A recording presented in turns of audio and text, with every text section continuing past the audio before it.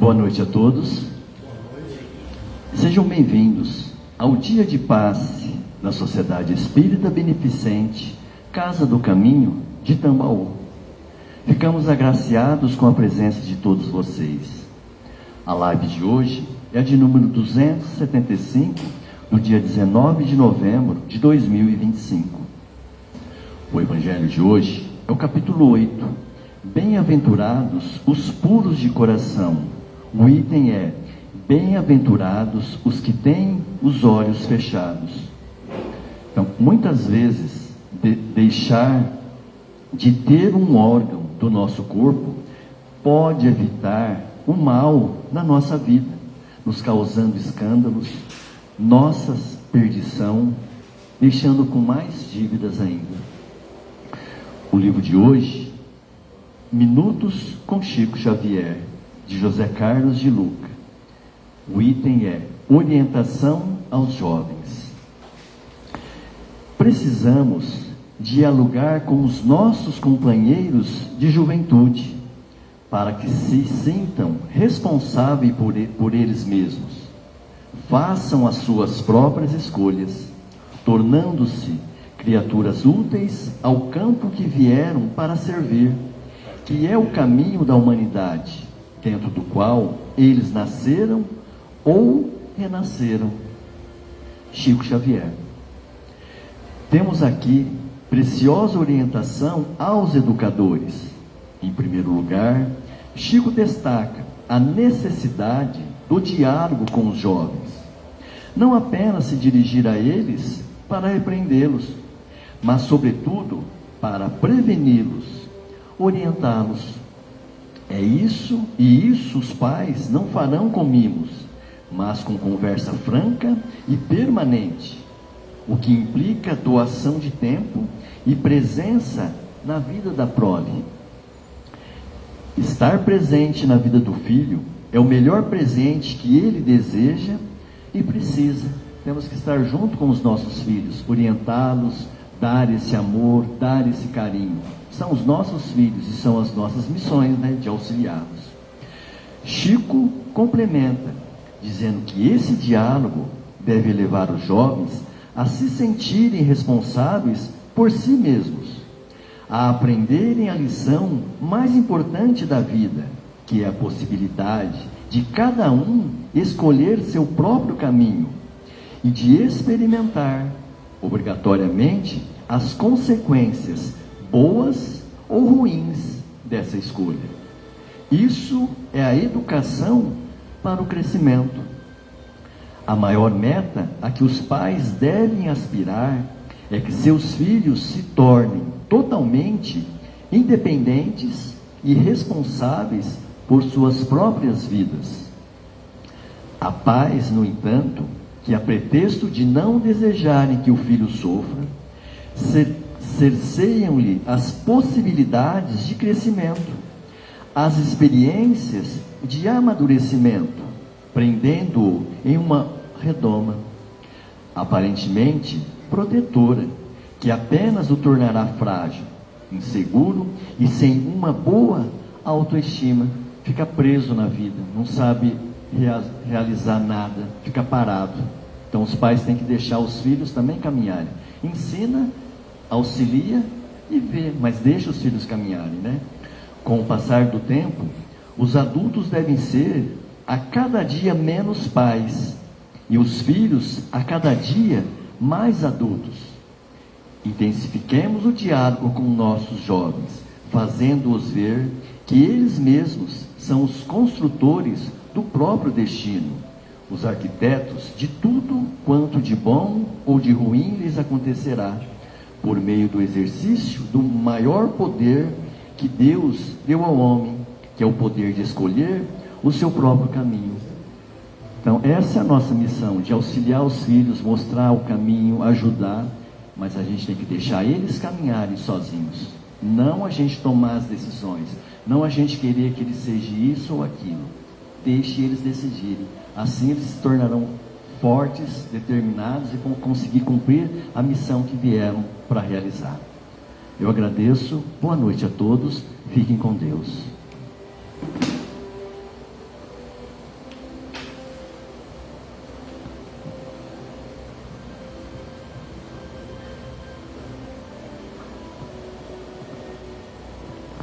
Boa noite a todos novamente. Boa noite. Aprendeu direitinho. Hoje nós vamos terminar o capítulo 8, que trata de uma bem-aventurança. Bem-aventurados os puros, os limpos de coração. Lembram-se? Porque verão a Deus. Bem-aventurados os limpos, os puros de coração, porque verão a Deus. Vai ter vista boa assim lá nos mundos mais evoluídos, né? Não é a visão orgânica, né? Já comentamos sobre isso. É o desbastamento das nossas crostas primitivas que permite a eclosão da nossa essência, a pureza dos nossos atributos essenciais, que então amplia a nossa percepção, a nossa capacidade de compreensão. Para isso, nós precisamos passar por tudo isso, por todas essas reflexões que os Espíritos nos trouxeram, que Jesus já havia nos dito, que os Espíritos aprofundaram, explicaram, deixaram claro para nós. E o tema de hoje, os itens 20 e 21 do Evangelho, deste capítulo 8, é um tema duro, é um tema difícil, é um tema doloroso. Não é fácil discorrer sobre eles, mas é imprescindível que nós entremos em contato com essas mensagens para assumirmos a consciência de que realmente somos espíritos imortais, filhos de Deus, aprendizes da vida. E só sob essa visão, só sob esse ponto de vista, só sob esse enfoque, é que o que os Espíritos trouxeram faz sentido. O tema é: bem-aventurados que têm fechados os olhos. Vejam só. E o Espírito que nos trouxe essa mensagem é o Cura d'Ars Vianney, São João Maria Vianney Cura d'Ars, que é praticamente contemporâneo de Kardec. Ele nasceu em 1786 e desencarnou em 1859, aos 73 anos, 1859. Lembrem-se de que a primeira edição de O Livro dos Espíritos foi em 1857. Então ele foi praticamente contemporâneo de Kardec. Cura d'Ars, ele foi considerado um modelo de santidade sacerdotal. Levava uma vida simples, austera, inspirou gerações de padres e foi nomeado padroeiro dos padres. Para vocês terem uma ideia, ele ficava até 16 horas no confessionário ouvindo os fiéis. Sabe o que é isso? Às vezes nós não conseguimos ficar 5 minutos ouvindo alguém que precisa ser ouvido. Ele ficava 16 horas ouvindo as criaturas. E quanto desses que passaram por esse momento com eles não tiveram o fortalecimento da sua vontade, o redirecionamento dos seus caminhos, o alívio das suas dores e dos seus sofrimentos? Ele nos trouxe mensagens em vários capítulos do Evangelho. Lá em Bem-aventurados os aflitos, que nós já vimos no capítulo 5. Os pobres pelo Espírito, que é o capítulo 7. Este de hoje, no capítulo 17, no item Sede Perfeitos, ele trouxe mensagem também. E no 28, que é o capítulo que é o mais longo capítulo do Evangelho, e que trata sobre coletânea de preces espíritas. Em cada uma, os temas, o sofrimento de provas, a questão da humildade, as limitações físicas, que é o que nós vamos ver hoje, a questão da caridade, da perfeição e o poder da oração e da fé. Pela importância do conteúdo, não que os outros não tenham sido, mas pelas reflexões que nós vamos ter que desenvolver, eu vou compartilhar com vocês um texto. Ou seja, é uma oportunidade de vocês lerem, de nós lermos conjuntamente esse trecho do Evangelho. Nesse item especificamente, que foi recebido provavelmente numa reunião na Sociedade Espírita de Paris, que foi o primeiro centro espírita fundado no mundo por Kardec, tinha lá uma menina que estava sendo objeto de um pedido de intercessão porque ela havia perdido a vista. E evocaram, ou seja, pediram a presença do cura Darcy para atender essa garota. E ele começa assim, ó: meus bons amigos, para que me chamastes? Terá sido para que eu imponha as mãos sobre a pobre sofredora que está aqui e a cure. Ah, que sofrimento, bom Deus!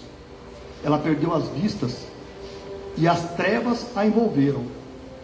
Pobre filha, que ore e espere. Vejam só, ele não se comprometeu com a cura física dela. Similarmente a um caso de Jesus, que nós vamos comentar depois. Jesus também não curou a todos que o procuraram.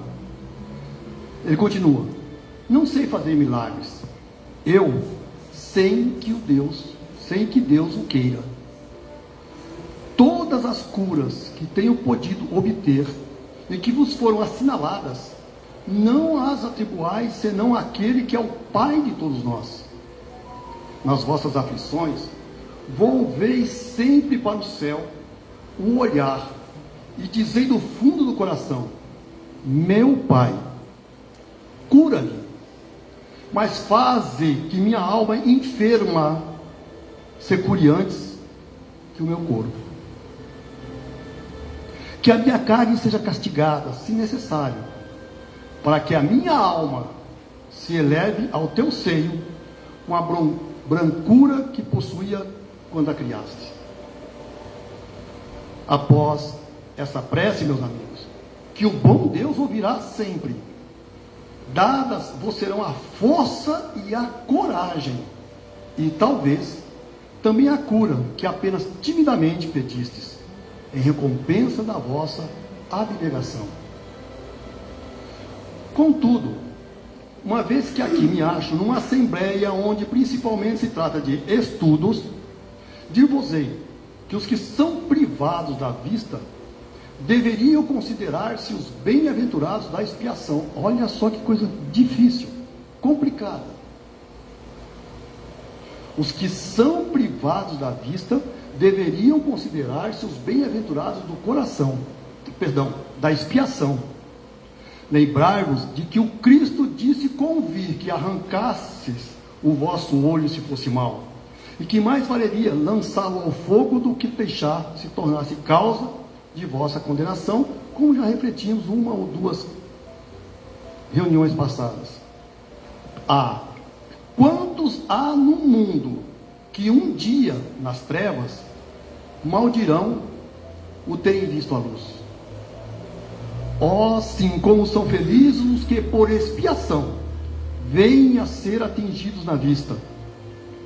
Os olhos não lhes serão causa de escândalo e de queda. Podem viver inteiramente da vida das almas. Podem ver mais do que vós que tendes límpida a visão. Quando Deus me permite descerrar as pálpebras a algum desses pobres sofredores e lhes restituir a luz, digo a mim mesmo: alma querida, por que não conheces todas as delícias do Espírito que vive de contemplação e de amor? Não pedirias então que se te concedesse ver imagens menos puras e menos suaves do que as que te é dado entrever na tua cegueira? Bem-aventurado o cego que quer viver com Deus, mais ditoso do que vós que aqui estáis. Ele sente a felicidade, toca-a, vê as almas e pode alçar-se com elas às esferas espirituais, que nem mesmo os predestinados da terra logram divisar. Abertos, os olhos estão sempre prontos a causar a falência da alma. Fechados, estão prontos sempre, ao contrário, a fazê-la subir para Deus. Crede-me, bons e caros amigos, a cegueira dos olhos é muitas vezes a verdadeira luz do coração, ao passo que a vista é, com frequência, o anjo tenebroso que conduz à morte. Agora, algumas palavras dirigidas a ti, minha pobre sofredora. Espera e tem ânimo. Se eu te dissesse, minha filha, teus olhos vão abrir-se, quão jubilosa te sentirias. Mas quem sabe, se esse júbilo não ocasionaria a tua perda. Confia no bom Deus, que fez a ventura e permite a tristeza. Farei tudo o que me for consentido a teu favor, mas a teu turno, ora, e ainda mais, pensa em tudo quanto acaba de te dizer. Antes que me vá, recebei todos vós que aqui vos achais reunidos, a minha bênção. Esse é o teor da mensagem. Em cima dessa mensagem, Kardec faz uma nota. Quando uma aflição não é consequência dos atos da vida presente, é preciso procurar a causa numa vida anterior. Esse é o tema do capítulo 5, bem-aventurados que choram, bem-aventurados aflitos, quando trata especificamente sobre causas atuais e anteriores das aflições, nos itens 4 a 10, que nós já vimos aqui. O que chamamos de caprichos da vida, Kardec falando, não é outra coisa senão os efeitos da justiça de Deus. Deus não inflige punições arbitrárias, pois quer sempre que entre a falta e a pena exista correlação. Se por bondade Ele lançou um véu sobre nossos atos passados, por outro, nos aponta o caminho, dizendo: quem matou pela espada, perecerá pela espada. Palavras que podem se traduzir assim: a criatura é sempre punida por aquilo em que pecou. Portanto, se alguém está aflito por ter perdido a visão, é porque esta lhe foi um motivo de queda. Talvez essa criatura tenha causado a perda da vista de outrem, talvez ela tenha levado alguém à cegueira devido ao excesso de trabalho que lhe impôs, ou como consequência de maus tratos, de falta de cuidado, etc., de forma que ele sofre agora a pena de talião. Ele mesmo, a criatura mesmo, em seu arrependimento, pôde escolher essa expiação, aplicando a si esta palavra de Jesus: se o vosso olho é motivo de escândalo, arrancai-o.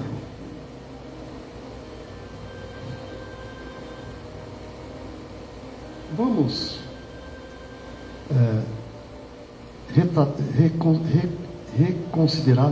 ressignificar alguns termos aqui.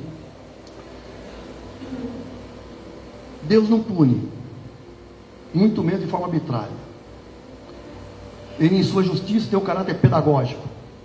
Ou seja, Deus não quer que nós soframos, Ele quer que nós aprendamos. Na sua justiça, Ele tem um caráter específico, ou seja, pacotes pedagógicos adequados à necessidade de cada um de nós, e proporcional à nossa capacidade de suportar. E quando ele fala a pena de talião aqui, não é um significado dos antigos, olho por olho, dente por dente. É que a todo mal que jogamos no universo, nós precisamos entrar com um amor equivalente. Para entrar com esse amor aqui equivalente, significa que nós estamos no processo de aprendizado, de deixar para nós o nosso primitivismo, de sair do nosso ego, transcender esse ego e ir ao encontro do próximo. Quando assim o fazemos, nós estamos canalizando para o universo amor. E como lembra Pedro, o amor cobre multidão de pecados. E agora nós vamos entrar um pouco de reflexão de tudo isso. Primeiro que a proposta espírita, a proposta da doutrina espírita, não é a cura de corpos. Até acontece. Aconteceu no tempo de Jesus, antes de Jesus, aconteceu no tempo de Jesus, os apóstolos fizeram curas, depois, e todos nós temos informações de grandes médiuns curadores na seara espírita. Mas esta não é a proposta da doutrina. A proposta da doutrina é auxiliar na cura das almas. Vejam só, até hoje, em uma casa espírita na qual apareça um médium de cura, se formam filas. Para o estudo, para a compreensão, para o autoconhecimento e autotransformação, a frequência é bem menor. Então, o chamamento por fenômenos ainda é muito intenso na humanidade de hoje. Mas a assunção da responsabilidade pelo nosso processo de transformação, ainda temos muito a percorrer. Então, por que a proposta espírita não é a cura do corpo? Porque o corpo vai embora. É um instrumento de trabalho, bendito, maravilhoso, que levou incontáveis eras para que nós conseguíssemos moldá-lo à condição que temos hoje. Mas é um mero instrumento. Um mero instrumento através do qual nós vamos realizando esse trabalho de autoconhecimento e autotransformação da alma, deixando para trás, de novo, aquelas manifestações primitivistas e realizando conquistas do espírito. Ele passa, ele é passageiro. As conquistas dos valores do espírito, não, essas são aquelas que nós revalemos para o restante da nossa imortalidade, digamos assim. Processo do autoconhecimento, da autotransformação. Estarmos imersos dentro do contexto da lei de causa e efeito, pena de Talião. Somos livres em plantar, mas a responsabilidade pela colheita é indelegável. E Jesus também nos lembra isso. E já comentamos aqui, que se nós não entendermos os ensinamentos de Jesus direcionados para o espírito imortal que somos, eles passam a carecer de sentido. Quando Jesus disse, vai e não peques mais para que não te aconteça coisa pior, o que significa isso? A doutrina espírita traz isso de uma forma muito clara. Jesus, de novo, se dirige ao ser espiritual que somos em jornada terrena. No contexto bíblico, ele direciona essas palavras ao homem que foi curado depois de 30 anos, 38 anos de enfermidade. Ele alerta, não é? É um alerta. Se persistisse nos mesmos erros, poderia atrair sofrimentos ainda maiores. Vamos refletir sobre isso. Vai e não peques mais. A doutrina espírita tem um entendimento diferente dessa questão do pecado. O pecado, na realidade, são todos aqueles padrões de pensamentos, comportamentos e atitudes que nos levam de encontro às leis divinas, exigindo o processo de correção, que é o aprendizado. Nessa jornada, nós estamos o tempo todo nesse processo de tentativa e erro, sendo orientados pelas leis divinas, pela lei de causa e efeito, gradualmente entendendo a nossa responsabilidade no nosso processo de autotransformação. E o que nos pune não é o nosso Pai Criador, cuja essência é amor, é a nossa consciência. É a nossa consciência. E gradualmente, se nós não aproveitarmos as oportunidades que a reencarnação nos concede, o plano pedagógico constituído pelos nossos pacotes encarnatórios, nós sim deveremos estar repetindo aquelas lições de formas ainda mais intensas, ou seja, para que não te aconteçam coisas piores. Do ponto de vista então do ser imortal, dentro da dinâmica das reencarnações, essa advertência do Cristo fica extremamente clara. Estou no plano espiritual, tenho consciência dos meus deslizes, peço a oportunidade da reencarnação, chega aqui e desperdiço essa oportunidade. Volto para o plano espiritual com a consciência me cobrando ainda mais intensamente. E as restrições numa próxima encarnação serão ainda mais severas.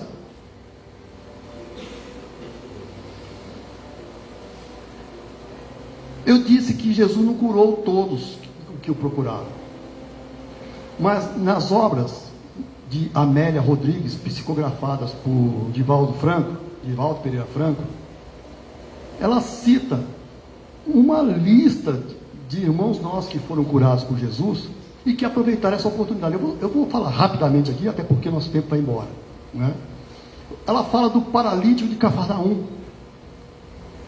O paralítico de Cafarnaum, que se ergueu, entendeu a oportunidade que lhe foi dada, assumiu um novo patamar de consciência e redirecionou sua vida. Esse aproveitou a oportunidade. A mulher hemorroíça, ou seja, aquela que esvaía em sangue há 12 anos e nada o curava. O que ela fez? Ela tocou na túnica de Jesus.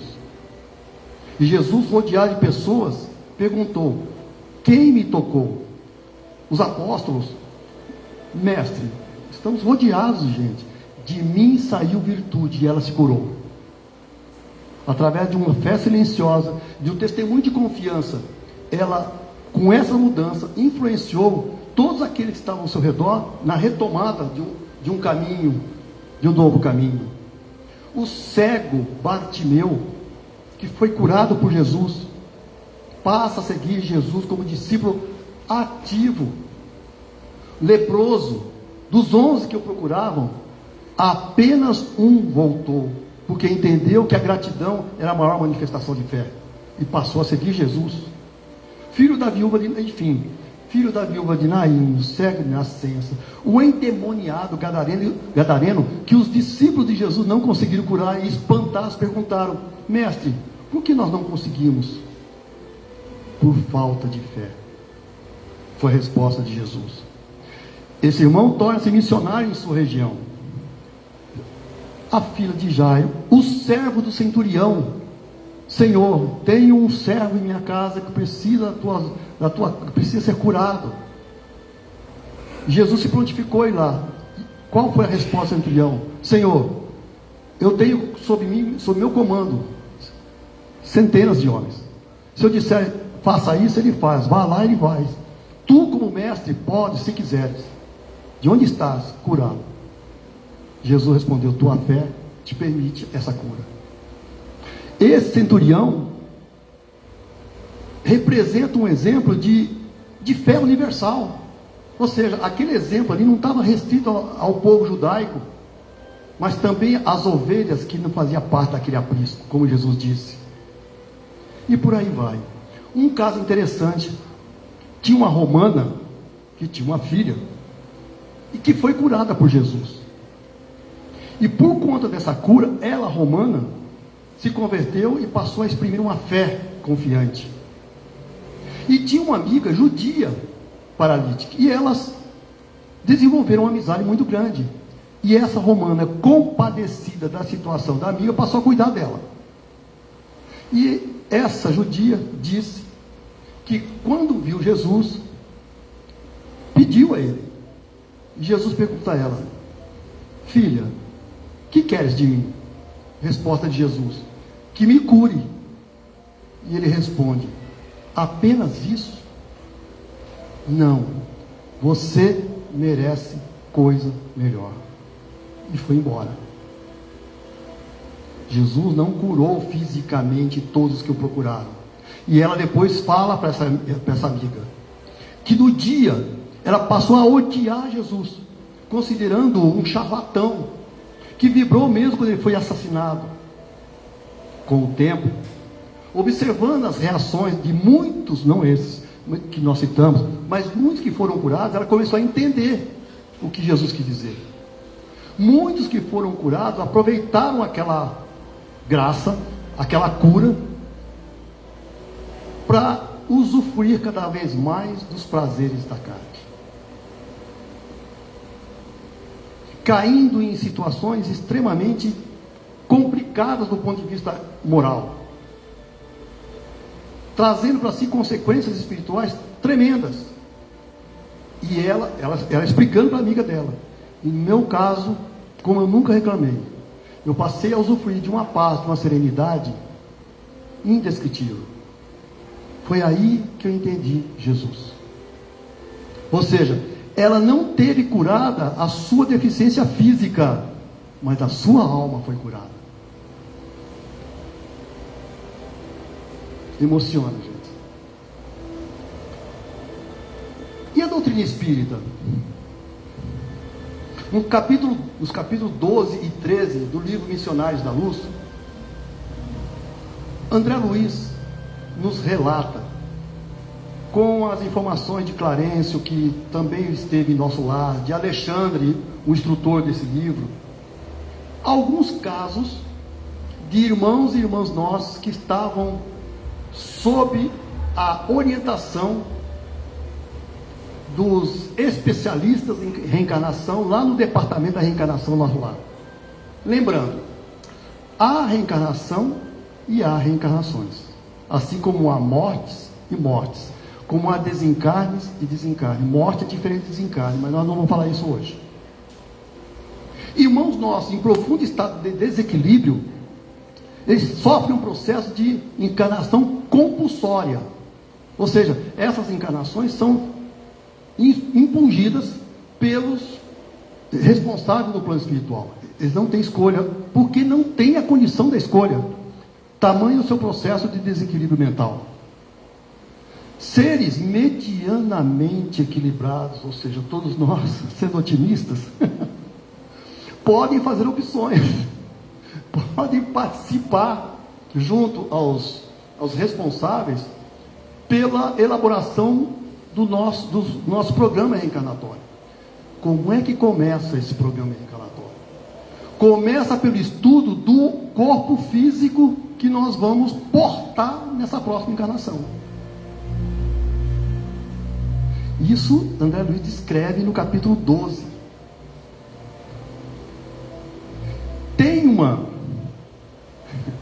Essa aqui é uma provocação. Tem um caso de uma irmã que chega lá para Alexandre, e Alexandre e o Manassés, um dos dois, e chega e pergunta para ele se ele podia atendê-la. Sim, minha irmã, é sobre o meu mapa genético. Sim, está pronto, você gostou? Eu gostaria de fazer algumas mudanças. Uma mulher perguntando isso. Como assim? Está perfeito demais. Eu queria fazer umas mudanças na minha tireoide e na minha paratireoide. Entenderam? Porque se essa alteração não fosse feita, segundo ela, eu corro o risco de cair novamente nas tentações e nos desvios da beleza física. E aí, esse pedido foi alterado, foi atendido. Gente, mulher fazendo um pedido desse só no plano espiritual mesmo.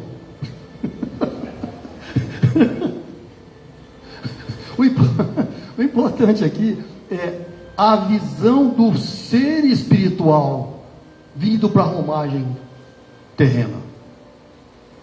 O que importa mais é a perspectiva do ponto de vista do espírito nesse próximo passo complicado da reencarnação. Mas esse é um caso. Então veja, são muito comuns os casos onde se pedem, nós pedimos alguns processos de deficiências físicas, deficiências motoras, sensoriais, predisposições a doenças crônicas. Porque quem está com processo de doença crônica não tem muita energia para desperdiçar com superficialidades. Boa parte da sua energia vai estar concentrada em administrar esse problema, essa limitação. Então isso cria barreiras contra vícios, contra abusos, mantém a humildade do ser e a vigilância permanente. Percebe o mecanismo? Lá no plano espiritual, quando nós vamos encarnar, é analisado o nosso passado, as nossas necessidades e o condicionamento da próxima encarnação, onde essas situações, essas limitações, essas restrições, nós pedimos. É muito comum O pedido em relação a fragilidades cardíacas, respiratórias, limitações na área da sexualidade. Objetivo espiritual: evitar impulsos violentos ou passionais. Quem tem problema de coração vai se cuidar muito antes de sofrer uma explosão de nervos, que pode pifar. O coração pode não aguentar. Então, a permanente vigilância. E isso auxilia o processo de regeneração do ser, porque ele vai gradualmente domando esses impulsos. No capítulo 13, é o caso que muitos de vocês já devem ter visto, a reencarnação de Segismundo, que foi o algoz de Adelino e Raquel. Adelino foi assassinado e Raquel foi desencaminhado com a vida no prostíbulo.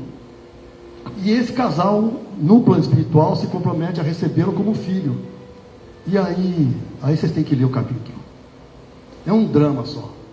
Graças a Deus, bem sucedido, com o auxílio de Alexandre, que era muito próximo dele, a pedido de Herculano, que era um irmão nosso de alta hierarquia.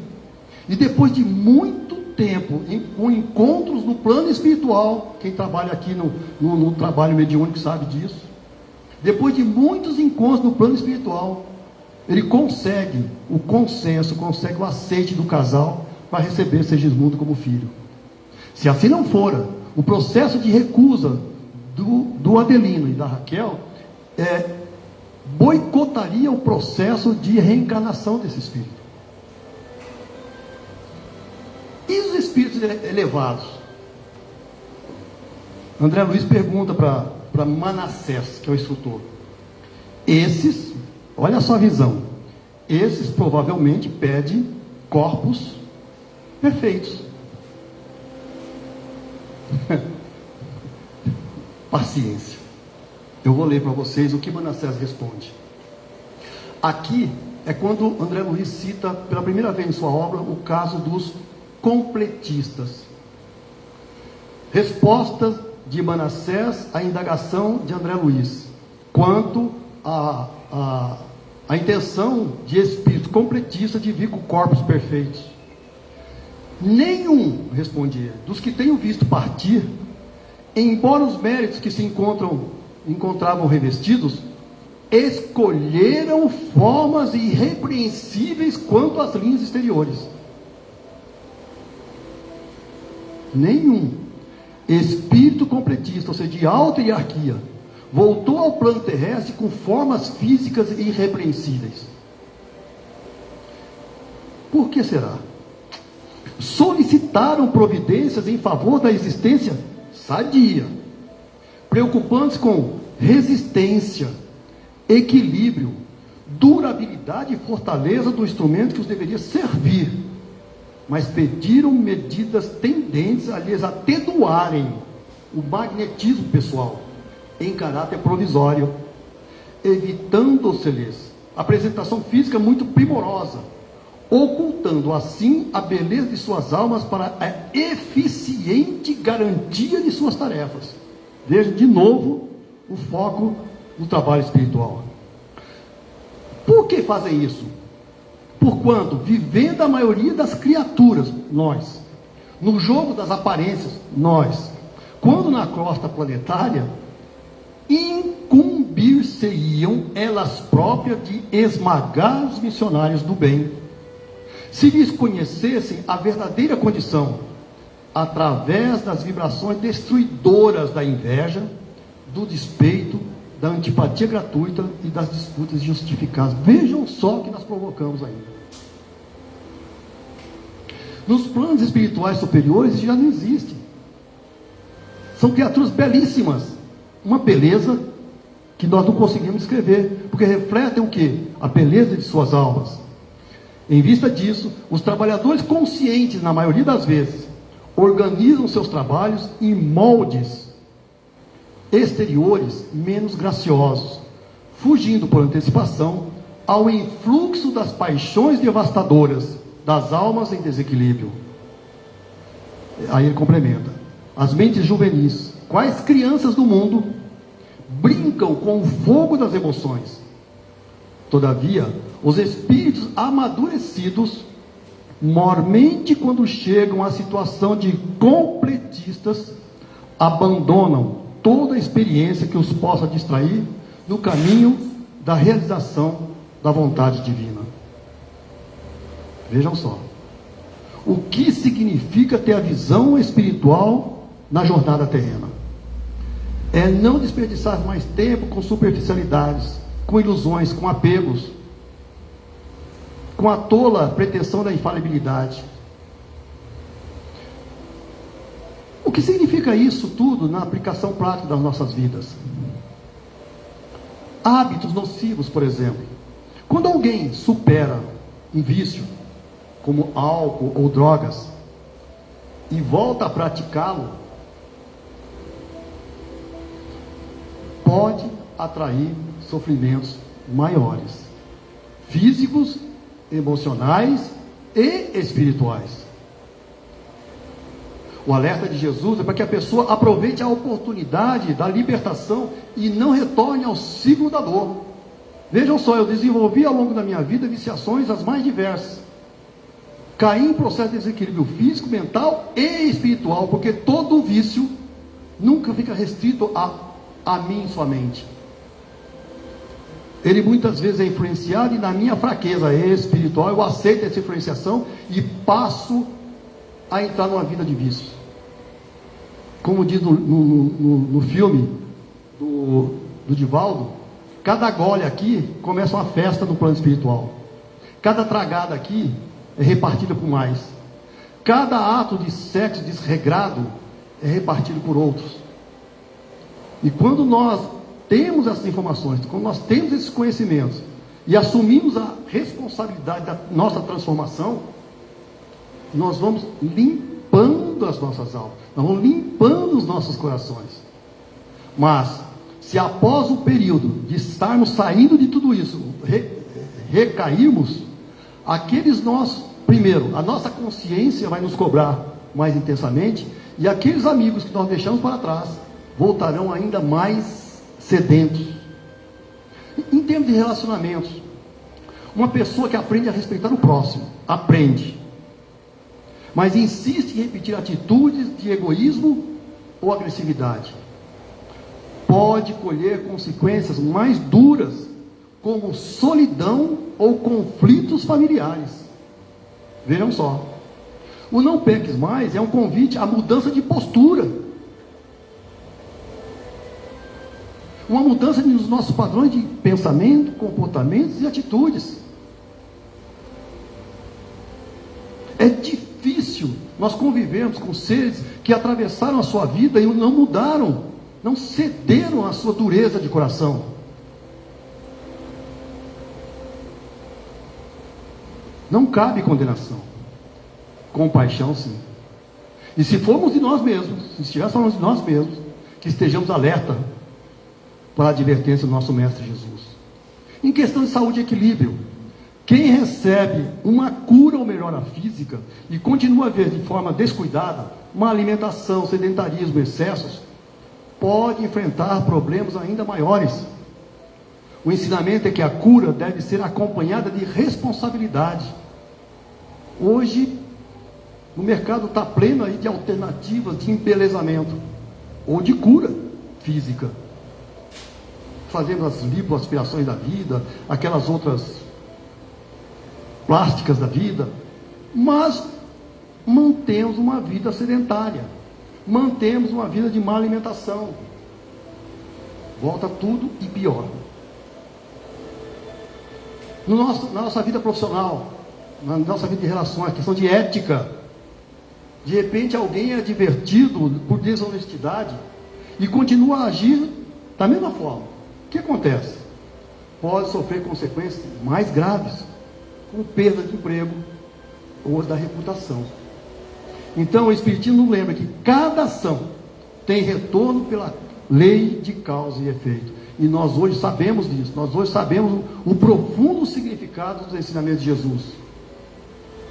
Então, quando nós estamos com alguma deficiência, alguma limitação na presente encarnação, primeiro, lembrando, ou a causa está na vida presente, ou vem de vidas passadas. Não cabe a revolta, cabe a análise, cabe a reflexão, cabe a busca do reconhecimento, da identificação das causas em nós que geraram essas restrições e a decisão viril da mudança dos nossos padrões de comportamentos e atitudes. Meus irmãos, minhas irmãs, que Deus nos abençoe a todos e muita paz.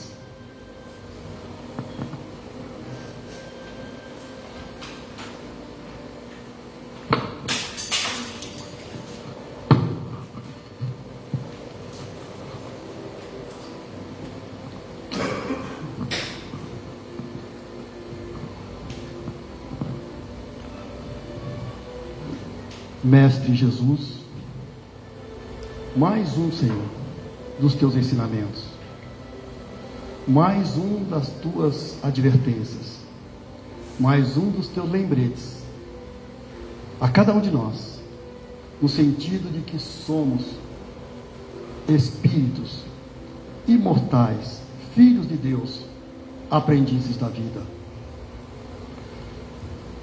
Auxilia-nos, Senhor, a fortalecermos em nós a convicção de que somos espíritos na jornada terrena. E nessa jornada, o nosso processo de aprendizado é intenso. Nesse processo de aprendizado que se acontece no nosso mundo interior e na nossa vida de relações, a nos apresentar a cada momento, a cada instante, as oportunidades abençoadas da reflexão que nos conduz ao nosso autoconhecimento e à nossa autotransformação. Aclara nossa mente, Senhor, abranda-nos o coração para que não deixemos passar essas oportunidades de forma leviana, sem a devida reflexão, sem o devido aproveitamento, sem o devido aprendizado nelas contido. Só assim podemos entender o significado profundo do eu vos dou a minha paz. A paz da nossa consciência, que significa estarmos agindo de acordo com a vontade de Deus, de acordo com as suas leis, conduzindo-nos de forma harmoniosa, tranquilizando a nossa mente, tranquilizando a nossa consciência, na certeza absoluta do caminho a ser trilhado. Grandes são os obstáculos, grandes são as dificuldades em função do nosso primitivismo, mas também imensa é a nossa fé e a nossa certeza na tua proteção, no teu amparo amorável, na tua justiça divina, na tua misericórdia e tua bondade infinita. E é fundamentado nela, Senhor, e nós te pedimos, sê conosco, para que não desperdicemos nenhuma oportunidade que a tua bondade coloca no nosso existir. E assim, com a graça de Deus nosso Pai, de Jesus, o Divino Mestre, dos nossos irmãos do plano espiritual responsáveis por esse trabalho, dos nossos mentores que nos assistem, pedindo licença para encerrarmos a preleção da noite, dando graças a Deus e graças a Jesus. Que assim seja.